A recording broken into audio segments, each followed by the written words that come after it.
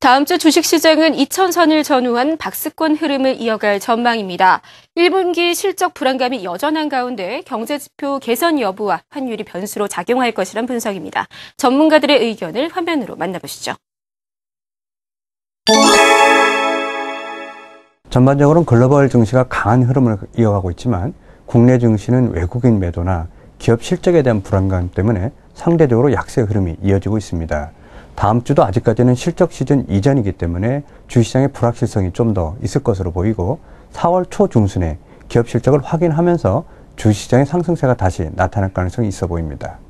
당분간 박스권 흐름에서 벗어나기가 어려울 것으로 보여집니다.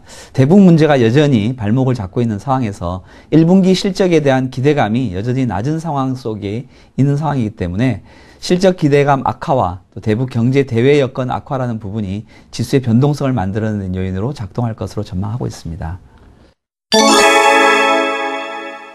외국인들의 집중적인 매도 물량이 이번 주에 대부분 해결이 됐기 때문에 다음 주에는 수급은 상대적으로 완화될 것으로 보입니다.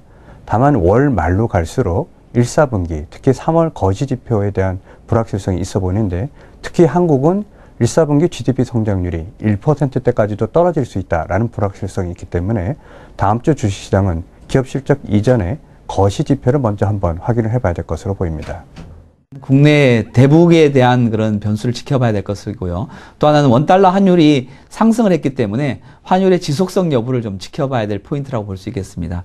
아무래도 이제 가시적인 실적이 1분기 실적이 가시권에 들어와 있기 때문에 실적에 대한 관심도 이제 점차 확대될 것으로 전망을 하고 있습니다. 현재로서는 거래소 주식시장이 2000선이라고 불리는 상단에서 계속해서 대밀리는 모습을 보이고 있기 때문에 투자자들이 상대적으로 여기에서는 몸집이 가벼운 거래소 중소일주나 코스닥에 집중하고 있는 것으로 보입니다. 아직까지는 위쪽을 확실히 뚫고 가기는 어렵다는 점에서는 중소형주 매매가 좋을 것으로 보이는데 반대로 4월 초 중순경에 수급이 괜찮아지고 실적이 확인되면서 박스권 상단을 뚫게 된다면 기존과는 다소 다른 매매 패턴이 필요할 것으로 보입니다. 현재 제일 중요한 키포인트라는 것은 실적에 대한 종목 차별화 양상입니다. 같은 업종 내에서도 실적이 좋아지는 종목과 악화되는 종목의 주가 간격은 크게 확대될 것으로 예상되고 있기 때문에 실적에 주목을 해서 대응하는 것이 필요해 보이고요.